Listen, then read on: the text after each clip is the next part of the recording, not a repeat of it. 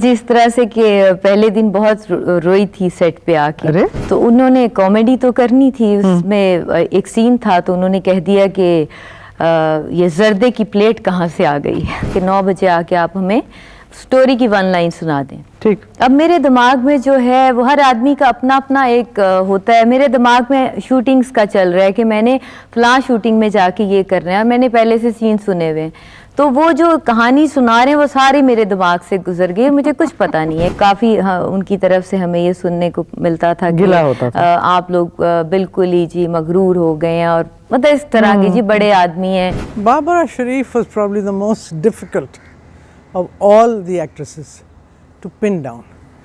मेरी उनसे कोई मुलाकात नहीं थी, काफ़ी सिफारिशें डलवानी पड़ी और फिर एक दिन वो पहुंच ही गई स्टूडियो में। And she looked so charming. Her flawless skin, her charming smile. I forgot everything, all the problems of trying to get her onto the studio. And when she was sitting in front of me, she was Barbara Sharif. And I was so lucky to have her talk about her life. ये बताओ, film का पहला दिन, जी, पहला तजर्बा जी, कुछ याद है? कहते हैं कुछ चीजें, कुछ बातें दिलों पे लिखी जाती, तुम्हारे दिल पे कुछ लिखा हुआ है पहले दिन का तजर्बा? जिस तरह से कि पहले दिन बहुत रोई थी सेट पे आके। अरे? वो इस तरह से कि मुनव्वर ज़रीफ साहब, अल्लाह बख्शे उनको, वो सेट पे थे और मैंने कुछ पीले कलर के कपड़े पहने हुए थे, तो उन्होंने कॉमेडी तो करनी थी, उसमें एक सीन था तो उन्होंने कह दिया कि ये जर्दे की प्लेट कहाँ से आ गई तो वो उनका कहना था कि एज ऐसी थी या जो भी कुछ समझ लें कि मैंने रोना शुरू कर दिया। उन्होंने बहुत समझाया और मेरे जो साथ गए हुए थे उनसे कहा कि भाई इससे कहें कि मेरा तो काम ही यही है और मैं ये कहता रहूँगा, तो ये रोए ना। बस ये पहला दिन क्या ये था। चलो, उसके बाद तो ज़्यादा रोना नहीं आया ना? नहीं उसके बाद तो उसके बाद ये बताओ बाबरा, थोड़ा सा ज़रा सा मैं समझती हूँ संजीदा से सवाल है कि ये हम सब लोगों का ख्याल है, मेरा शायद ना हो क्योंकि फिल्म लाइन से कुछ और वैसे भी टीवी की लाइन से मेरा वास्ता है कि फिल्म की दुनिया बड़ी वाहवा की दुनिया है, ग्लैमर की दुनिया है, पब्लिक लाइफ की दुनिया है, अपलॉज की दुनिया है, शोहरत की दुनिया है। इसमें सब कुछ अच्छा ही है और नए नए कपड़े, नए लोगों से मिलना, नई जगह जाना, और ये मैं कह भी सकती हूँ वो शौक से कि हर दूसरे तीसरे दिन हमारी गेट पे लड़कियां होती हैं कि जी फिल्म लाइन में जाना है। जी। तो क्या फिल्म लाइन वाकई सिर्फ ग्लैमर है, आसान है? जी नहीं, बिल्कुल भी नहीं। खैर मैं तो ऐसे वक्त में आई थी कि मुझे ये था ही नहीं इस तरह का कि कोई मैं ग्लैमराइज होने जा रही हूँ और मुझे बड़ा शौक है ग्लैमर का या कुछ है। वो तो कुदरत की तरफ से कोई ऐसा हुआ तो मैं आ गई। लेकिन ये है कि ये बड़ी टफ़ लाइफ है और इसमें लोग जो समझते हैं कि अक्सर लोग हमें कहते हैं कि जी आप बहुत घूमते फिरते हैं, दूसरे मुल्कों में जाते हैं, आपको तो बड़ी ऐश हैं, आराम हैं और आप तो सब लोगों से मिलते हैं, हर तरह के लोगों से मिलते हैं और आप तरह तरह के कपड़े, जैसे आप कह रही हैं। बिल्कुल बिल्कुल। लेकिन ये उनकी सोच जो है ना, ये थोड़ी सी इस तरह से गलत है कि उनको पता नहीं, जब तक उन्होंने क्या ऑफ द स्क्रीन इसको देखा नहीं है कि क्या होता है, बैक स्टेज पे क्या होता है, हम लोगों को क्या करना पड़ता है और किस हशर से वो जो एक दिन में हमें 5-5 ड्रेसेस भी चेंज करने पड़ते हैं और उसमें किसी में नौकरानी बनी हुई है तो किसी में शहजादी बनी हुई है तो किसी में कुछ है। तो माइंड जो है वो किसी और तरफ जाता ही नहीं है, वो सिर्फ अपने रोल की तरफ, क्योंकि एक दिन में 3-3 4-4 शूटिंग्स इंसान की होती हैं, तो जहन सिर्फ उस तरफ लगा रहता है कि उसमें क्या करना है, क्योंकि छोटी छोटी चीज़ों का भी इसमें ख्याल रखना पड़ता है। तुम छोटी छोटी बातों का शायद बहुत ख्याल रखती हो, ये सारी तुम्हारी अपीयरेंस पे काउंट करता है। फिर जब तुम्हें कैरेक्टर बताया जाता था, कहानी, तुम उस वक्त भी उतने ध्यान से कैरेक्टर का भी ख्याल रखती हो, स्टोरी का भी ख्याल रखती हो, पूछती हो, डायलॉग से पूछती हो? होता तो यही है, लेकिन मज़े की बात ये सुनाऊं कि जब मुझे कहानी सुनाने के लिए आते थे तो मेरे दिमाग में इतनी चीज़ें होती थी कि 4 शूटिंग्स करनी है या 3 करनी है, 2, तो टाइम ही उस वक्त होता था कि 10 बजे हमने शूटिंग पे पहुंचना है और 9 बजे सुबह की टाइम हमने टाइम दिया है कि 9 बजे आके आप हमें स्टोरी की 1 लाइन सुना दें। ठीक। अब मेरे दिमाग में जो है वो हर आदमी का अपना अपना एक होता है। मेरे दिमाग में शूटिंग्स का चल रहा है कि मैंने फलां शूटिंग में जाके ये करना है और मैंने पहले से सीन सुने हुए हैं, तो वो जो कहानी सुना रहे हैं वो सारी मेरे दिमाग से गुजर गई। मुझे कुछ पता नहीं है कि वो क्या सुनाया, क्योंकि मुझे पता होता था कि कुछ महीने बाद जब ये शूटिंग शुरू होगी तब दोबारा से इसका वो हम सुनेंगे और उसके ड्रेसेस डिस्कस करेंगे और सारा कुछ होगा। तो उस वक्त मैं हमेशा जहन से निकाल देती थी और आगे का सोचती थी जो मुझे उस दिन करना होता था। सही बात है, सही बात। ये बताओ तुम बाबरा कि तुम एक वक्त कुछ अर्सा पहले एक बहुत मसरूफ एक्ट्रेस थी जी। उस वक्त तुम्हारा दिन कैसे गुजरता था? शुरू कैसे होता था, खत्म कैसे होता था? कुछ ना पूछे। कई दिन तो अम्मी से, मेरे अब्बा नहीं है इस दुनिया में, लेकिन अम्मी से कई दिन मुलाकात नहीं होती थी। सुबह वो रात को जल्दी सो जाती थी, सुबह जब मैं निकलती थी तो उस वक्त वो किसी ना किसी बेटी की या बेटे की तरफ गई होती थी। बच्चे जो हैं मेरी बहन भाइयों के बच्चे, उनसे मुलाकात नहीं होती थी 3-4 दिन।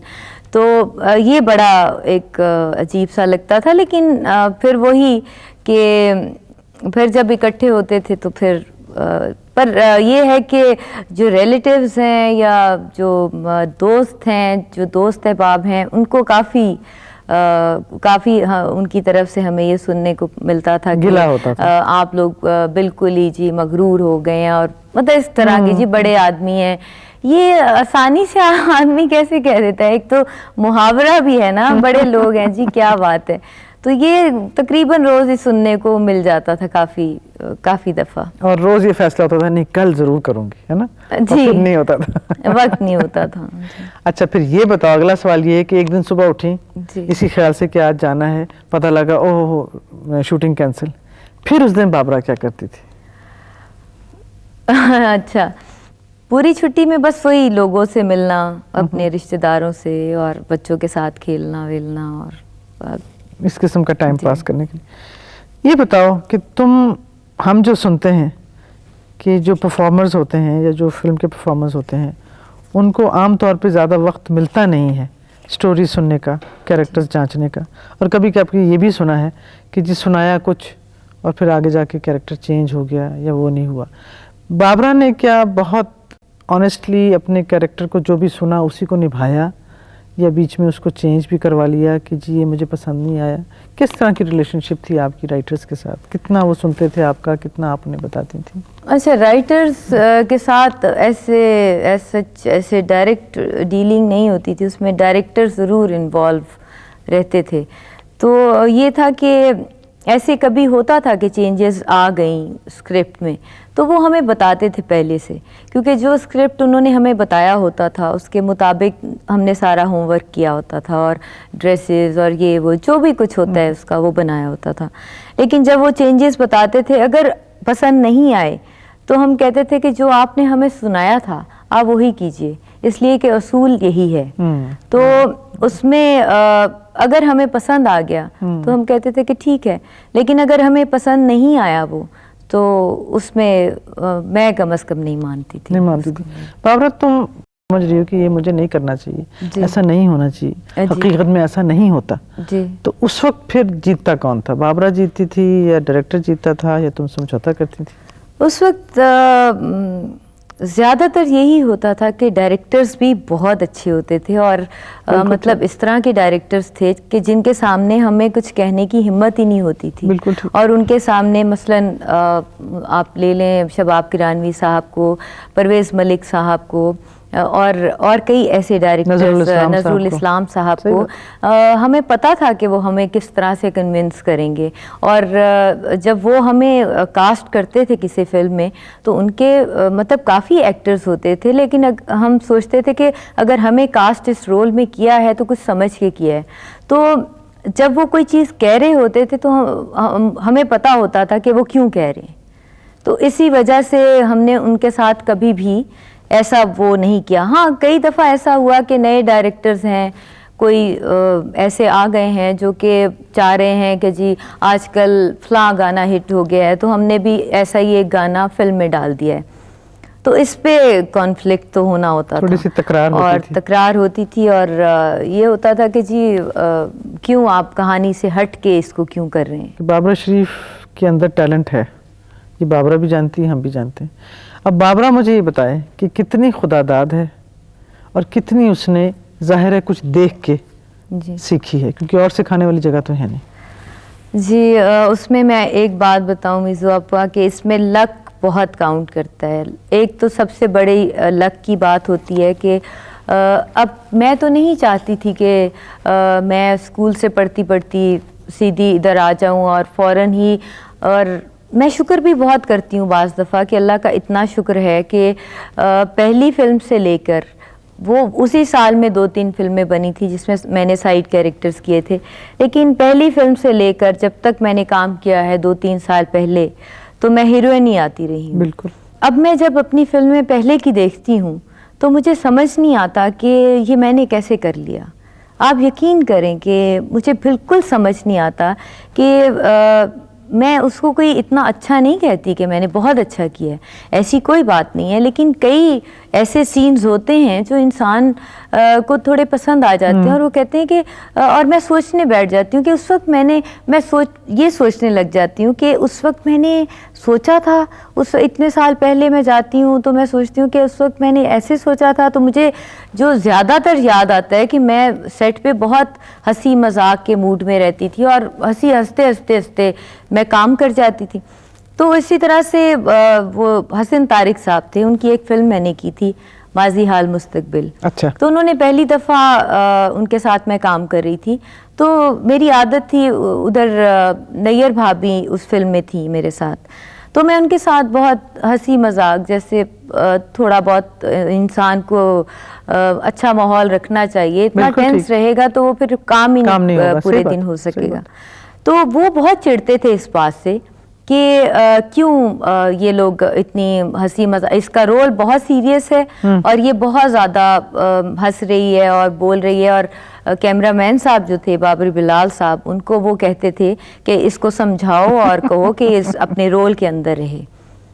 तो मुझे समझ नहीं आती थी कि मतलब मैं क्या करूं। मुझे जो आपने पूछा ना वो मैं इतनी डिटेल में आपको बता रही हूँ कि इस तरह से भी होता था कि मुझे पता ही नहीं होता था कि मैंने ये सीन करना है। फिर एक दफ़ा जब बहुत कोई ऐसा बहुत ड्रामेटिक सीन था तो उन्होंने, मैं भी थोड़ी सी सहमी हुई थी इस वजह से कि उन्होंने बहुत ज़्यादा कह दिया था कि इस तरह से ये बिहेव ना करे। तो मैंने कहा ठीक है। वो सीन जब हो गया तो एक ही टेक में ओके हो गया, और जो उन्होंने मुझे समझाया था, एक दफ़ा में समझाया था और एक ही टेक में ओके हो गया।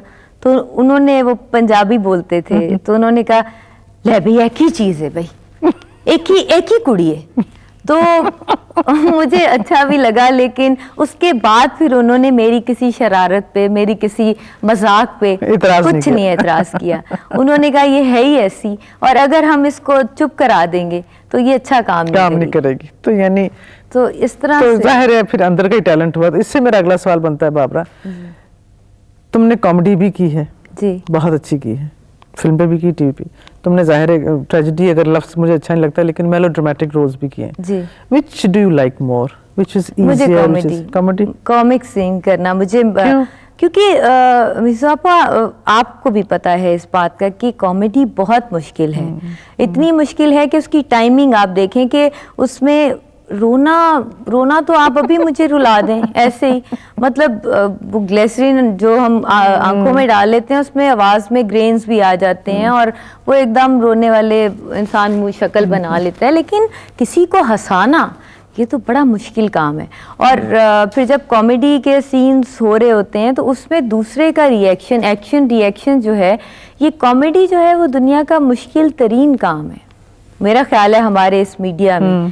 तो ये मुझे बहुत ही पसंद है और मैं इसको एक चैलेंज के तौर पे भी हमेशा लेती हूँ। आपने पहले मुझे पूछा था ना कि तुम चेंज भी कर लेती हो अपनी मर्जी से। अगर कोई मेरी बात सुन लेते थे तो मैं इस तरह से करती थी कि अगर मेरा कोई बहुत सिंपल सा रोल है जिसमें मुझे कुछ नहीं करना और मुझे वो फिल्म करनी पड़ रही है, तो मैं इस तरह से करती थी कि उसको मैं कॉमेडी में कन्वर्ट कर लेती थी। मतलब इस तरह से बैठ के किसी के साथ कि इसको हम रखते तो वही लाइन तो वही है लेकिन कॉमेडी कर लेते हैं ताकि लोगों को थोड़ा सा चेंज मिल जाए। तो is Babra a funny person?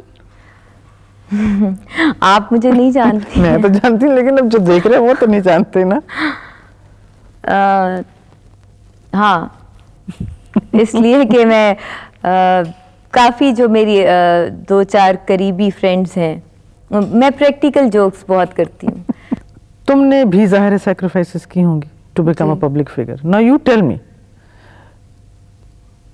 कभी किसी वक्त लगता है do you want to go back to being a private person, कि मैं या यही लाइफ अच्छी है, इसने तुम्हें बहुत कुछ दिया है, शोहरत तो दी है लेकिन इससे कुछ तुमने खोया भी है, इसने तुमसे कुछ लिया भी है, क्या बेहतर है? What do you feel?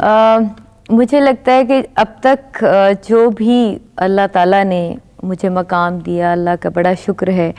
मैं कहूँगी कि इससे ज़्यादा शुक्र की बात और क्या हो सकती है कि अभी तक जो भी हुआ, जहाँ तक आपने ये पूछा है कि इसके ड्रॉबैक्स क्या हैं और किस तरह से, तो वो छोटी छोटी सी बातें हैं जिनको मैं फील नहीं करती, इसलिए कि कुछ आदत ही ऐसी हो गई है कि काम इतना किया कि दिन रात इतने बिजी रहे कि लोगों की बातों पे ध्यान ही नहीं आता था।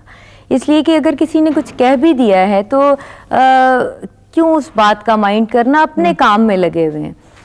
लेकिन अभी जब से मैंने 2-3 साल पहले से काम छोड़ा है, तो मैं जहाँ भी जाती हूँ या कहीं भी ट्रैवल कर रही हूँ या कहीं भी, तो कुछ अच्छा भी लगता है कि काफ़ी लोग कहते हैं कि जी आप क्यों नहीं आ रही मूवीज़ में, और आप आएँ और आप प्ले क्यों नहीं करती हैं, और इस तरह से भी कहते हैं।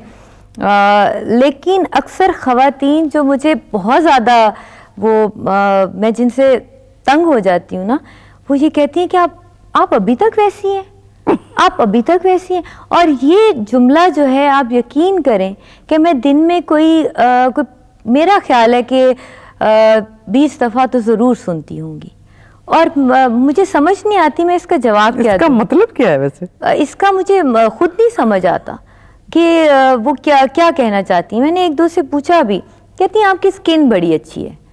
तो मैंने कहा जी स्किन तो आपकी भी बड़ी अच्छी है।